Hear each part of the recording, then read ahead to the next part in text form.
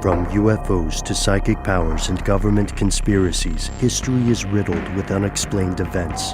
You can turn back now or learn the stuff they don't want you to know. A production of iHeartRadio.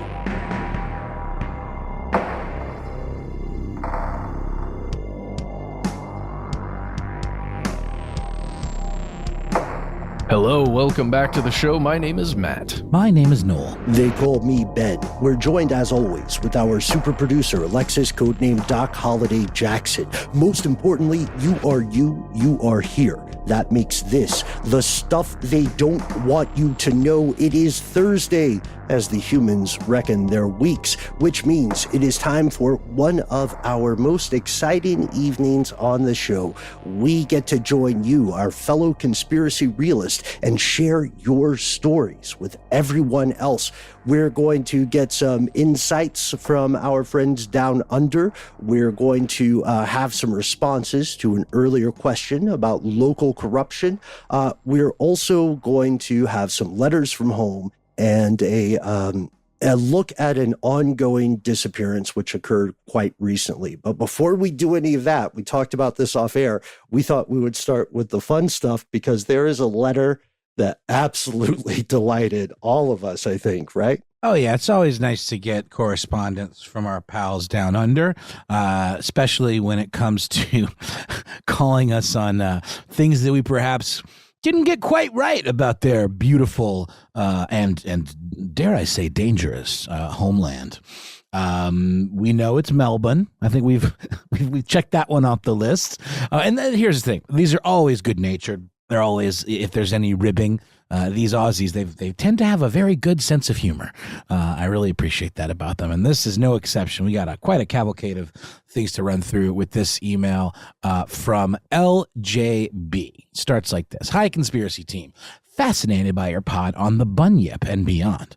Thank you, and thanks also for shining a light on our amazingly beautiful and unique land, animals, and biomes for your listeners.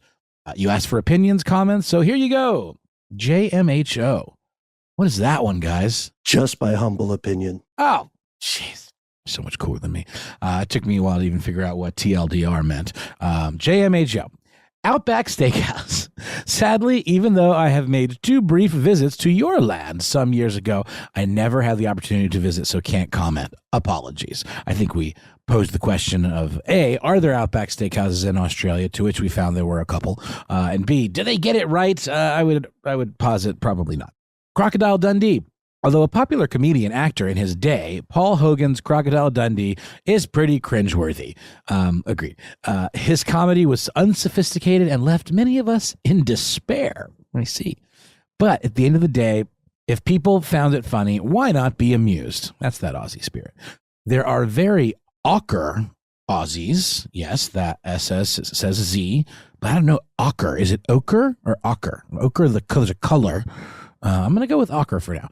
Who would identify and potentially sound like him IRL. So that must be sort of like I don't know, maybe it reminds me of kind of Louisiana French culture, like Bayou folks, maybe that's sort of an equivalent, but I can't be sure. Foster's. It's apparently not Australian for beer. We do not drink Foster's ever. It has the rep as the worst ever brew. Guys, I have to take a quick pause here.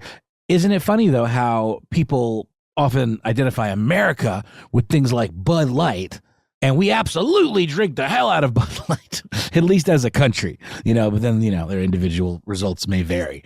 I wonder, though. But it's a German beer, basically, right? Well, sure. Fair enough. My point is, though, that it's gotten a reputation as being sort of this, like, the most basic of American beers. And it gets the reputation because it is incredibly popular. And there's a couple other ones you could add to that list. Foster's, however, being an Australian beer, I'm sure there are hundreds of other really good Australian beers. This is the one that just happens to hang their whole marketing on this overwrought Australian accent. And, like, I don't get regular TV anymore, so I don't know what the commercials are like. But they really lean into that, and I'm sure that made folks in their country cringe, and also apparently the beer's not very good. Have you guys ever had a Foster's? I don't think I've ever even had one. Do you like it? Maybe I'm misremembering this, but I want to say Foster's for a time had like this fatter can, or is a bigger can thing. It was supposed to look like a little barrel. Yes. And just just like the earlier, or a small keg, right? Just so kawaii keg. And to follow up, ochre or ochre, I think means someone with a strong accent. Yeah. And when we talked about Outback, there's one Outback. It's somewhere, forgive me, folks, it's somewhere like the Sydney airport, and people visit it as a novelty. I think what fosters the idea is that if you call something Australian, you can easily sell it to Americans. Maybe we should come out with something and call it the Australian T-shirt of stuff they don't want you to know. Why not? Moving on to another person who could probably be accused of being an ochre, Steve Irwin. Kind of the real life Crocodile Dundee in some ways. Definitely had a similar accent. Wore the shorts, kind of the Ranger Smith outfit. So cool. Genuine passion for the Outback and all of its critters. And as we know, and I think we've all remarked upon, what a wild, I think biome is exactly the term to use. Just the stuff that exists there. It looks like oftentimes stuff you think of as being from another planet, that we just don't have any analog for a lot of their creatures over here. And Steve Irwin loved all of them. And in fact, unfortunately, I believe his life was ended by one of them. I believe he was stung in the heart by a stingray. Pretty wild. Was it Cat Williams? Cat Williams has been in the news a lot recently, or at least on social media. Some shots. He took some shots at some folks.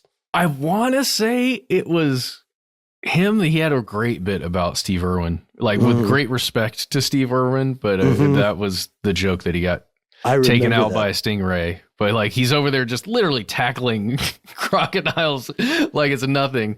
I remember that, Matt. I also remember. So Steve Irwin occupies, for anybody not in the U.S., Steve Irwin occupies this amazing position in sort of the American pop culture pantheon. He's a real life Captain Planet. He has the ability, like a D&D ranger, to speak with animals, Dungeons and Dragons. Sorry.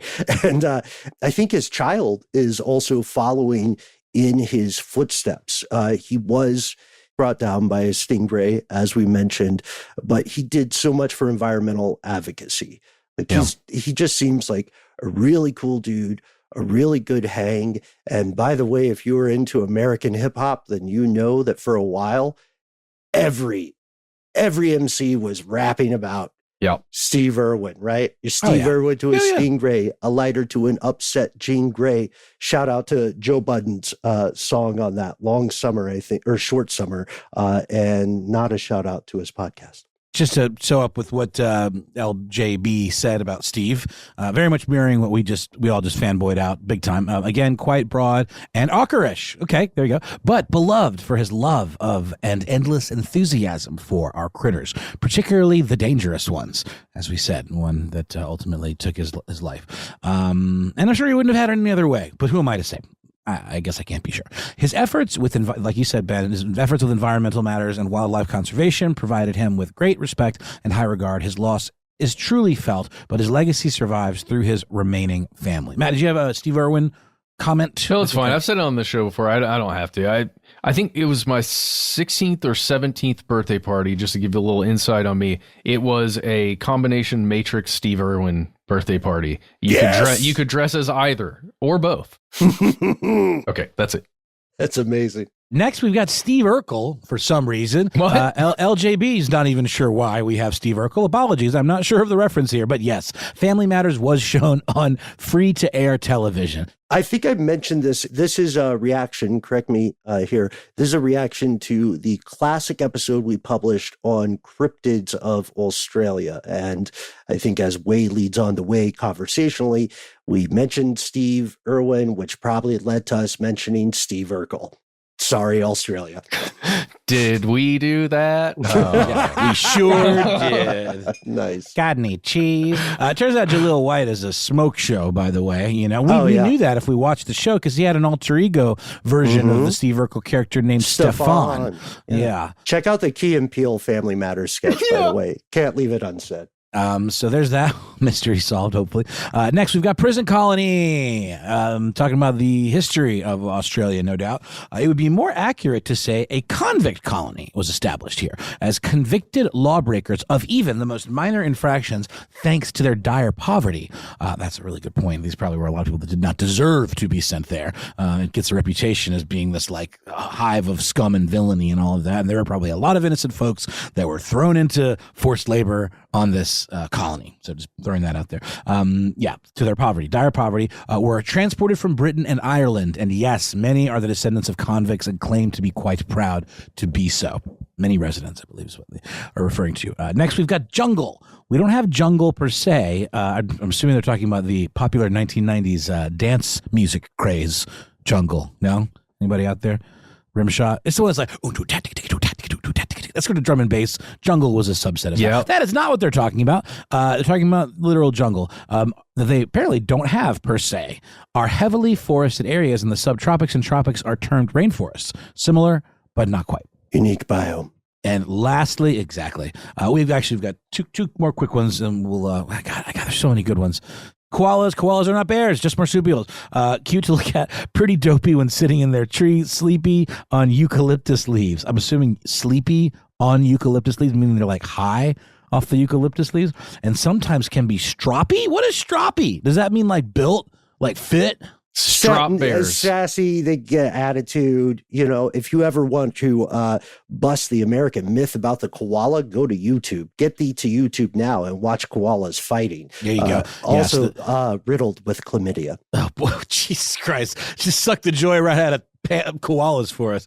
Ben and LJB.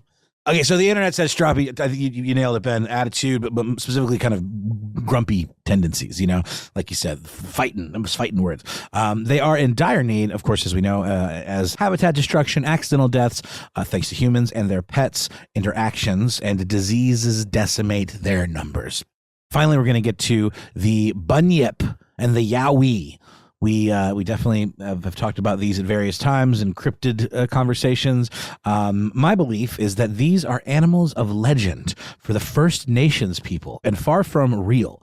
Although with more interesting fossilized bones being recovered, it may well be that in time past, there could be evidence of new unidentified creatures that provide a tiny glimpse of where the dreaming stories have been handed down from. The dreaming referring to the dream time of belief, sort of a kind of a afterlife parallel dimension of the Aborigines. It's actually really heavily featured in the Sandman series. Of course, Dream being Morpheus, the main character, the Lord of Dream. There's a really interesting storyline that involves Aborigines and the idea of dream time and the dreaming in that intersection. Pretty cool stuff. But I will say, though, with all of the crazy stuff, a shout out to a friend of the show, Peach, and we've become good internet friends, who lives in the deepest of bush in Australia, in the outback. And the critters that I see her rescuing from the street and dealing with coming into her house through the light fixtures and all kinds of stuff, always with the cheerful attitude. She loves these creatures so much. Some of the things that I've seen her photograph really defy imagination. So the idea that there could be an undiscovered critter in the outback is not beyond the realm of possibility in my mind. I don't know what you guys think, because some of those creatures that we definitely know exist, they're pretty bunyipy or yowie-ish on their own, because they don't really look like anything I've ever seen before. Yeah, LJB, first off, thank you so much for putting up with our American accents and for giving us these reactions. Like you said, Noel, there are some things that we sort of summarize here. Interesting stuff about cryptids, specifically the Tasmanian tiger, right? Which is one of the most likely cryptids to exist still, given the vast expanse of wilderness out there in Australia and in surrounding areas. Shout out Tasmania. The idea of the dreaming it's fascinating. It's worth its own episode because it's a very different cultural framework for experiencing what we would call reality today. I love your point here, Noel, the idea that there may well be undiscovered large fauna of some sort in the outback, because this is one of the most likely places where such animals could be discovered. And we also know that due to the long, slow unwinding and shifting of Pangea, the continent of Australia is home to an abundance of unique life forms that do not occur anywhere else on the planet, and therefore the universe as humans know it. Can't wait to go. Got some things, got some things in the works. So shout out to other Australian friends. Shout out to Patrice. Shout out to a fellow Ben down under. Hope to see you soon. I'll tell you, man. LJB, one of the wildest things you mentioned here is the Komodo dragon. Mm-hmm. So cool. So cool. Yeah, one thing I think that came up maybe in a conversation that we've had about the Komodo dragon, I think there was sort of misreported that these things were venomous, that they had fang, they could inject you with the poison. But I think what I had heard or read, and I can't remember exactly where, was that their mouths are just so filthy and disease kind of, and they're germy, that if they bite you, you're just probably going to get infected from that. And it could be a death sentence in and of itself. I mean, if you survive the bite. Right, if you survive the first encounter. Gnarly creatures. Bring it on, Komodo dragons. It's like that Ghost Hunters guy. Stop badgering the Komodo dragon, man. I can PvP one. I'm confident. Anywho, a couple other little things we couldn't get to from this amazing list, but we'll end with listening to you is endlessly fascinating as you delve into topics that aren't often discussed, frankly, and with humor. Thank you. Much appreciated. We much appreciate you, LJB. P.S. We don't say good day either. Well, good day to you. And fine Sally Ho to you all. Kind regards. That was not LJB's sign off. That was just us. That was us. Kind regards. That's very proper. LJB. I like that we talked this through as I read it, instead of waiting till the end. There was no other way to do it. This was just like an absolute wealth of information and commentary from various episodes. So I don't know, man. I don't know. You guys have anything to add? I think we could probably pop to a break unless there's anything you got. Last thing. Good day. Good day to you, sir. I say good day, sir. You get nothing except this delightful commercial break from our sponsor. And then some more listener mail.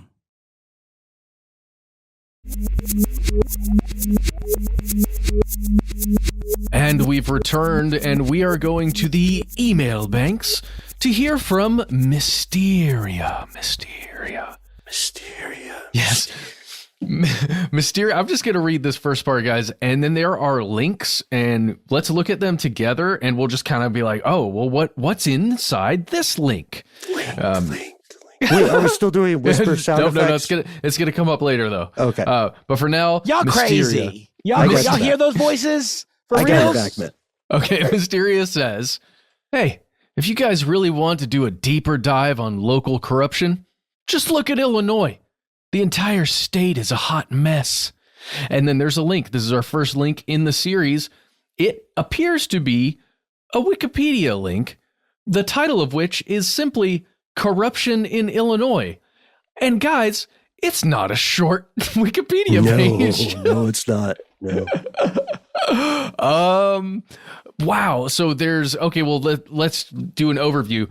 There's a fairly large section for federal corruption. There's a smaller state corruption, like sub area, and for governors and state officials. Then it's got municipal corruption, and that's the largest section, I would say. Mm-hmm. And a special shout out just to Alderman of Chicago.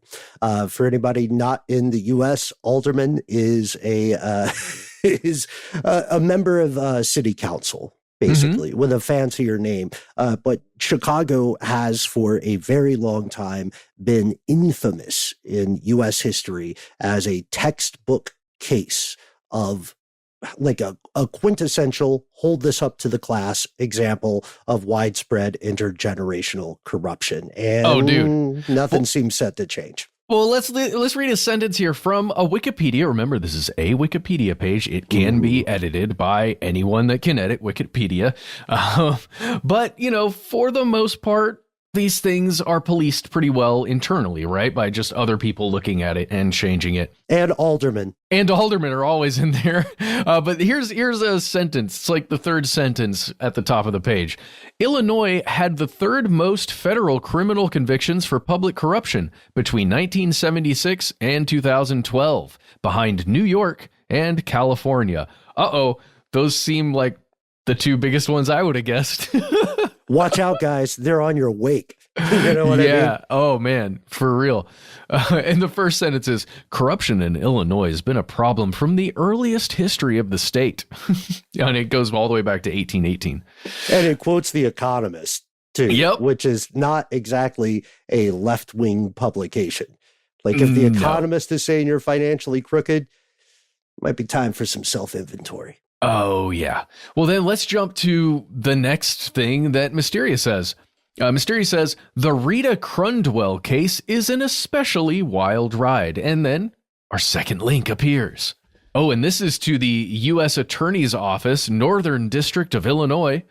Here's the title. Former Dixon comptroller, Rita Crundwell, sentenced we got an alderman and a comptroller? Are you kidding me? Finally.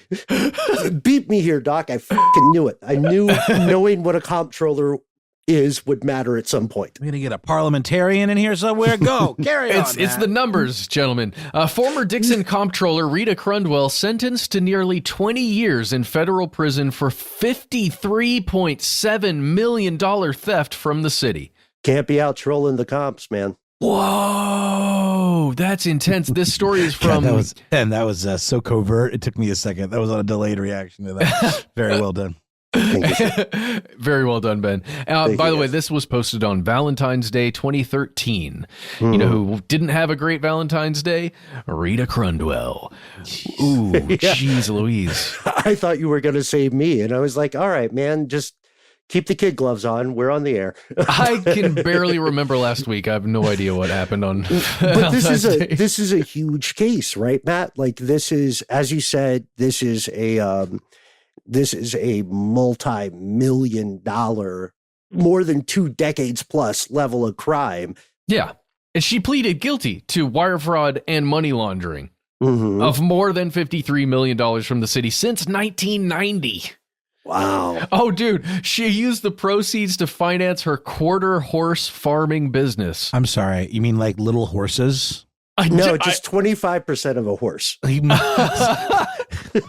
It's like quarter scale horses. No, quarter horses are those little fellas. They're a real thing. They're those little fellas. But she was farming them. So I guess just breeding. Maybe call it a horse farm. It's a thing. It's a bit odd. Yeah. I don't think they're tiny, though. I think it's a name for a horse that's really... I sound stupid. I'm not an equestrian. There we go. You're right. They're not tiny. They're very fast. Why did I think that they're tiny? No, they're sprinters. Yeah, you're right.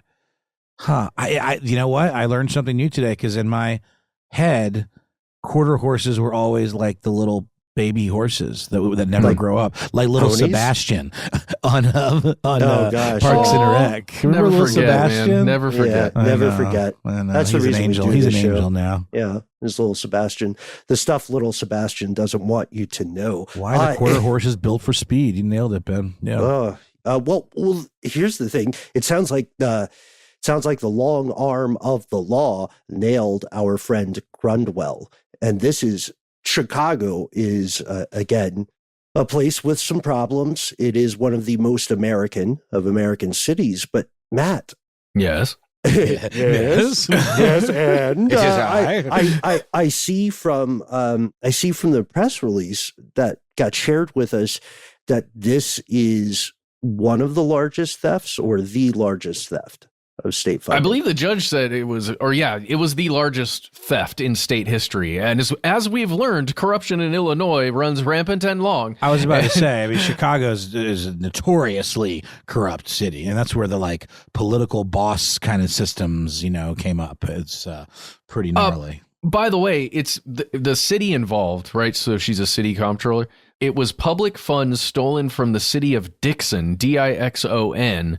So she's having to pay back the city of Dixon that only has a population less than 16,000 people, about 100 miles southwest of Chicago. Guys, I don't know if you've thought about this, but given how much tax we all pay, and I know I've griped about this many times, and I like show me the money, show me what you're doing with it, whether it be local or federal.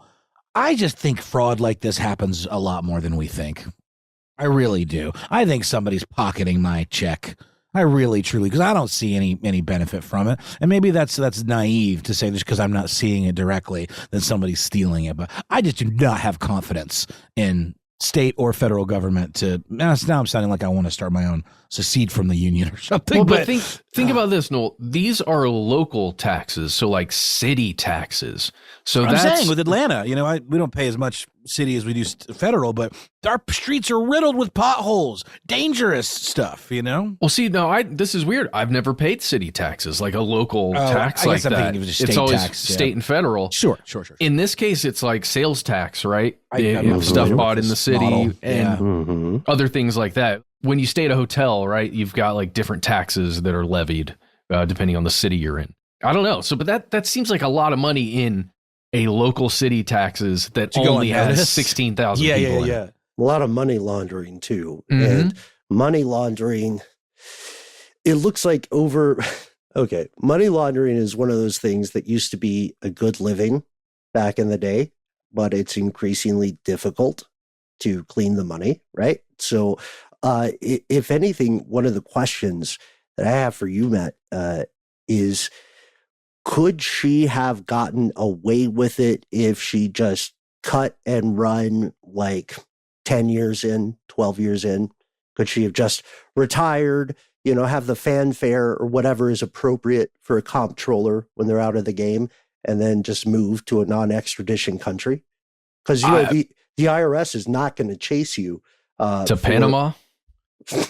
They're not going to chase you if your white-collar crimes are below a certain threshold such that it would cost them more to come hunt you. Yeah. I mean, yeah.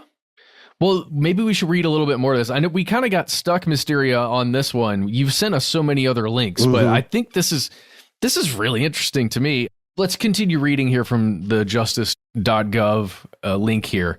It says, so she started this scheme in 1990. She opened a secret bank account, which she was the only one that could access it, right? But she's also got control of all the city's funds.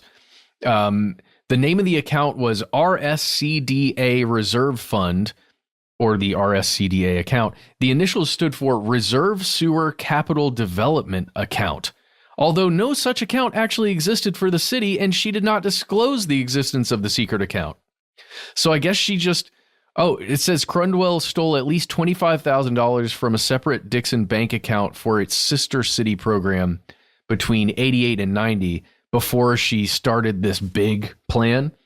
So she stole $25,000. She got away with it, and she was like, we need a reserve fund. She needed more. Yeah. That's what got her, right? It reminds me of True Detective Season 2. A lot of that with like the secret funding and going to other things, right? Yeah, that was the boring season. Hey, there was some cool stuff in there too. Vince Vaughn, let's go. He was fine. The mask. The crow mask was very cool, but overall I thought it was a dud. You guys watched the new episode? Yes. Yeah. It's good. I'm into it. Promising. Yeah, I like it. Yeah, me too. I think it's weird how the internet hates women. Dude, Jay Foster coming in. The criticism killing him, man. I think it's great. I think people are, that Nick Pizzolatto fellow has always been a bit of a man's man. So I think a lot of his fans are those types. So maybe they're mad that he's not involved. But I'm excited about it. It's cool. 6 episodes contained. Love it. Loving the Jodie It was always meant to be Foster. an anthology series. Anyway, really quickly, guys, the small horses, they're just called miniature horses. Just for the record. Please carry on. Miniature. Not to be confused with ponies. No, different. So a quarter horse is actually a quarter of a horse.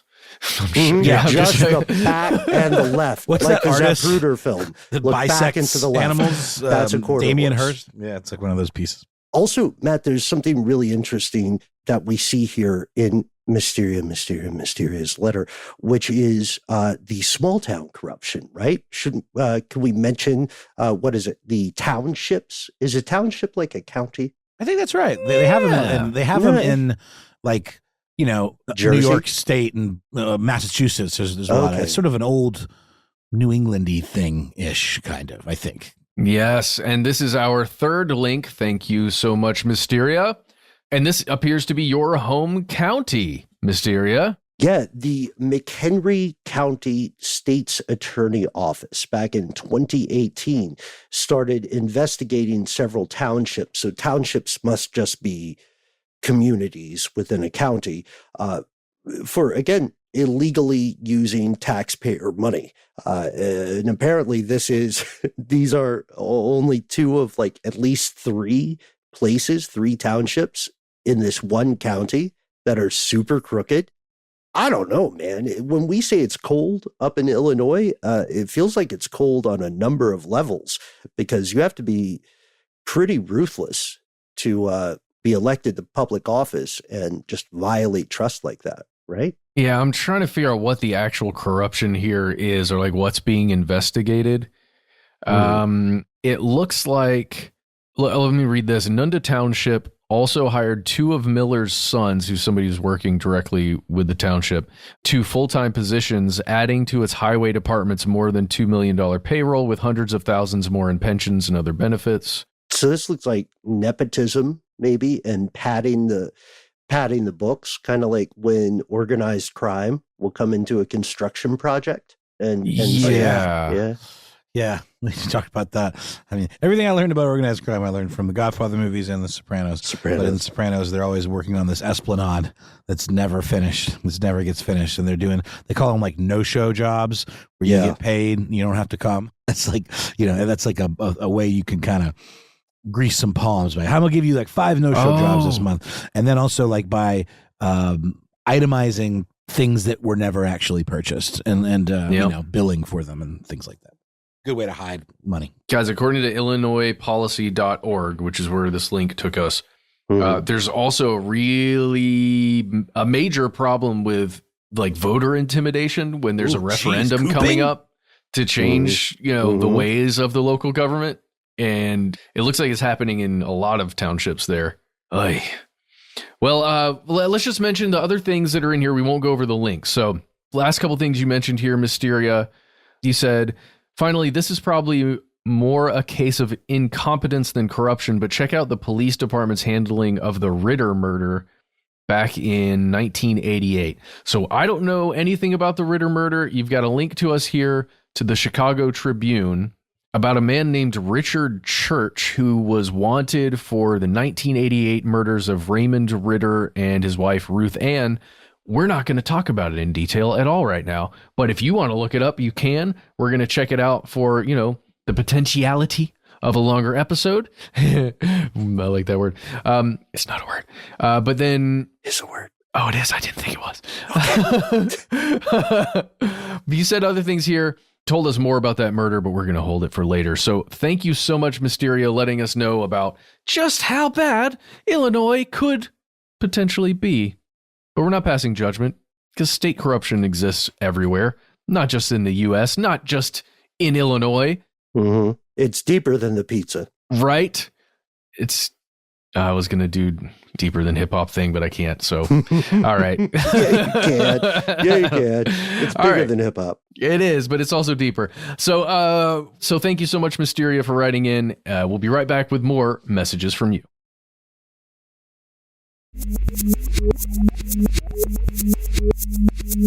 And we have returned for one more piece of listener mail and something we like to call letters from home.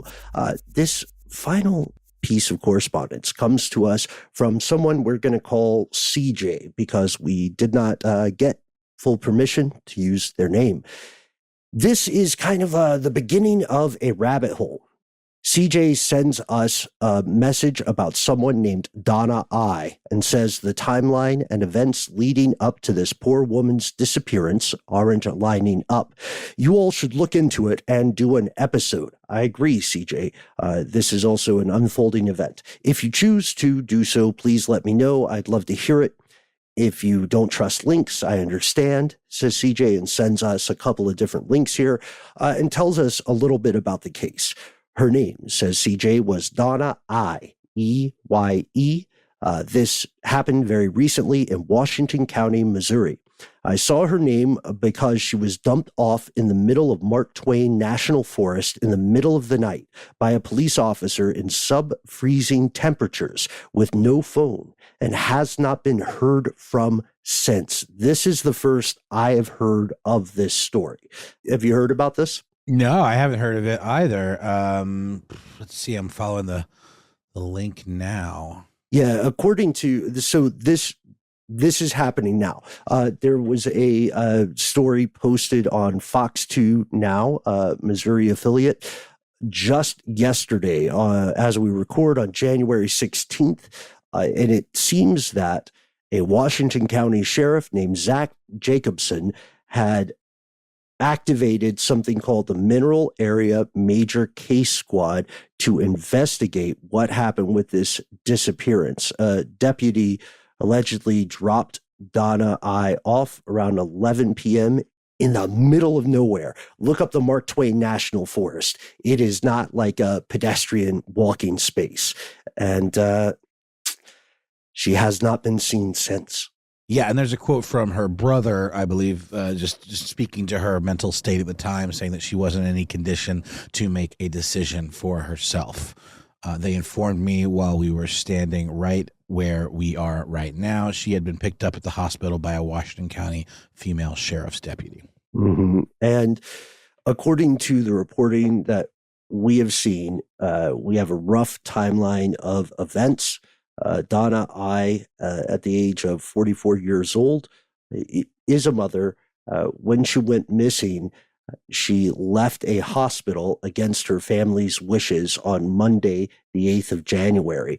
According to the family, she has a medical condition that can affect her mobility and mental health. They were informed by the sheriff's deputy that she had been picked up from the hospital by the sheriff. Apparently, she was dropped off in the middle of the forest. Apparently, it's because they thought they were dropping her off at the correct place, but there's so many questions going on here. Even as we're recording right now, Donna I's daughter-in-law, Leanne Miller, has organized a civilian search party to try to find this missing person. And this reminds me of the conversations we've had over a series of years about one of the strangest, most egregious things in the U.S., which is that we have a lot of national parks. We have a lot of wilderness. And as we record, there is no government agency that keeps track of how many people go missing in parks each year. Shout out to Missing 411, right? I'm a little confused. Was she discharged from the hospital after, was this like a psychiatric hospital, or was this just like she was injured and she was discharged? And what led to the police being her only ride? It's still unclear. We know that the family wanted her to stay under care. We don't know each of the steps that led to this disappearance yet, which is why we're putting this out here now. Hopefully, by the time this listener mail hits the airwaves, hopefully we'll be able to update with some sort of good news. Hopefully she has been found, but it's stunning just how easy it is to disappear in the U.S. Did you mention the bag that they found? Yeah, tell us about that. That's one of the primary clues, or at least breadcrumbs. Oh, only to say that they did find it close to her brother's house. So you got to wonder, like, did they drop her off so far that she had to like trudge her way back? But if she did, why was the bag there and she didn't? Like, you would think if she was dropped off in this remote middle of nowhere that she would just have been lost.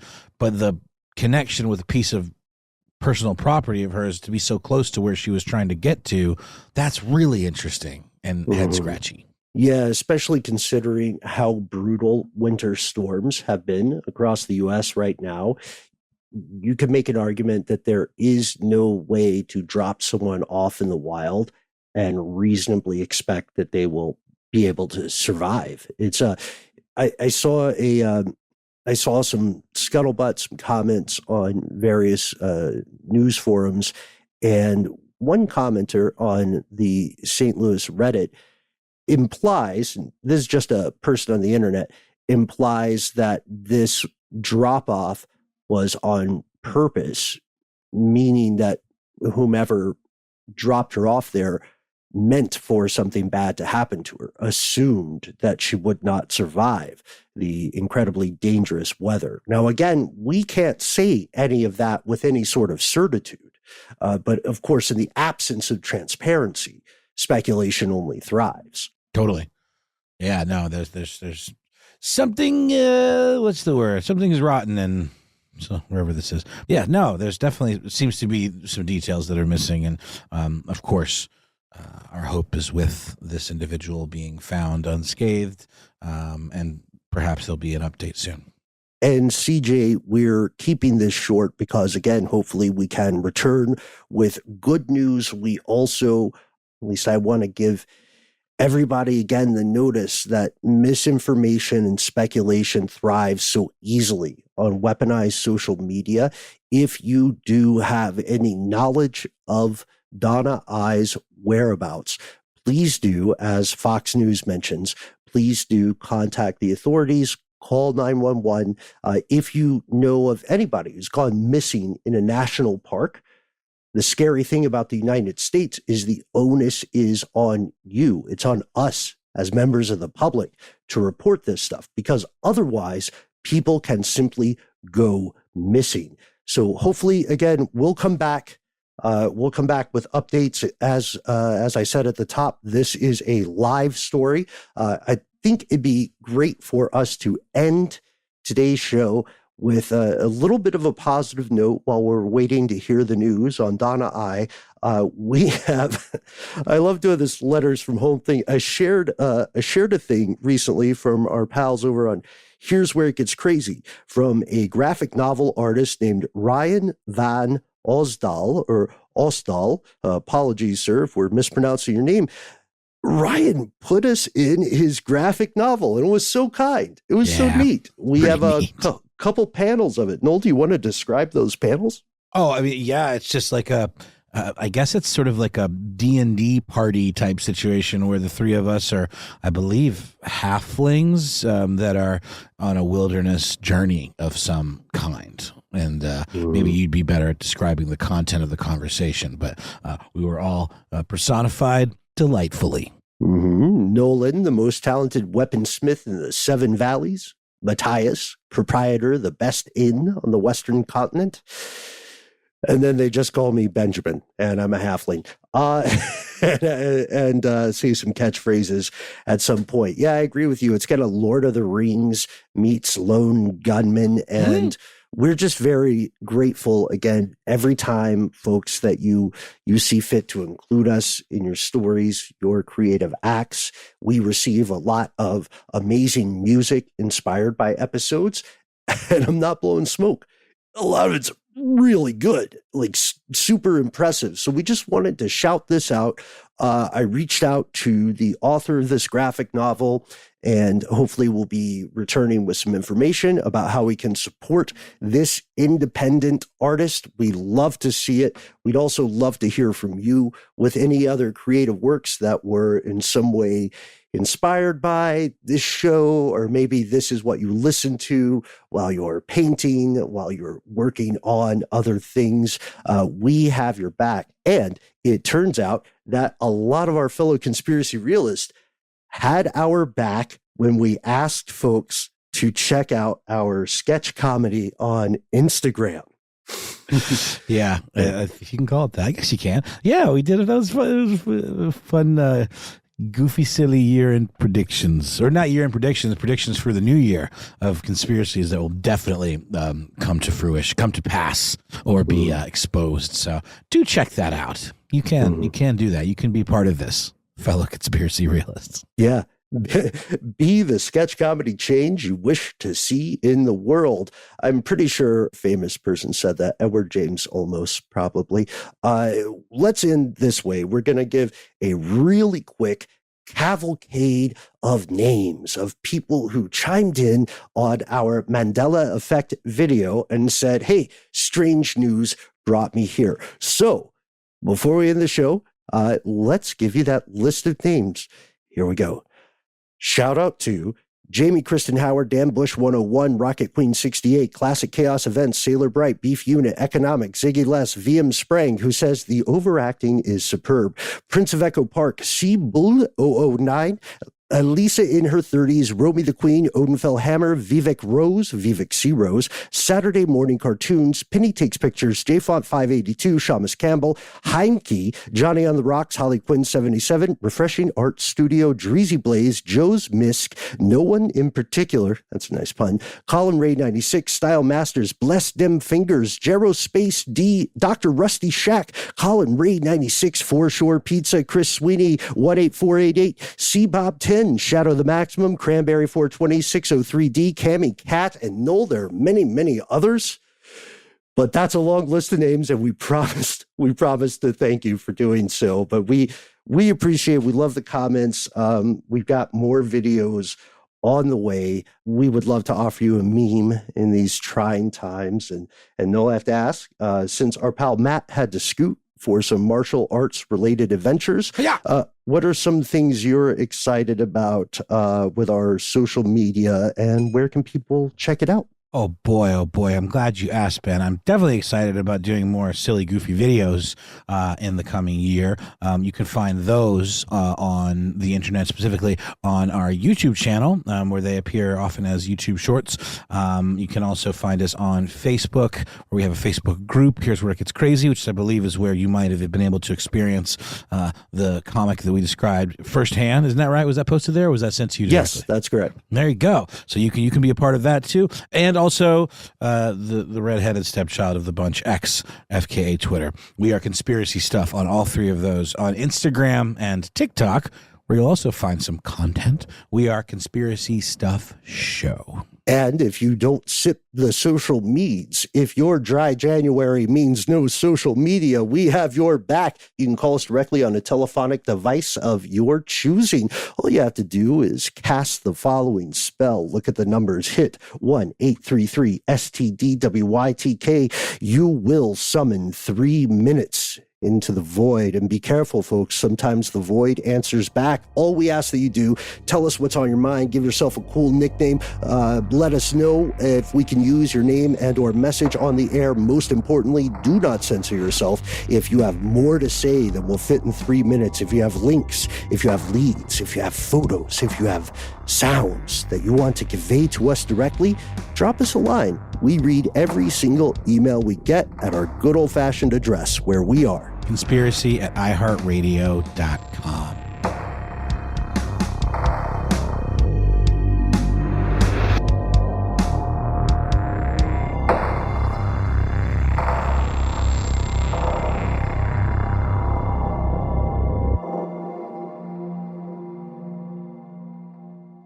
Stuff They Don't Want You to Know is a production of iHeartRadio. For more podcasts from iHeartRadio, visit the iHeartRadio app, Apple Podcasts, or wherever you listen to your favorite shows.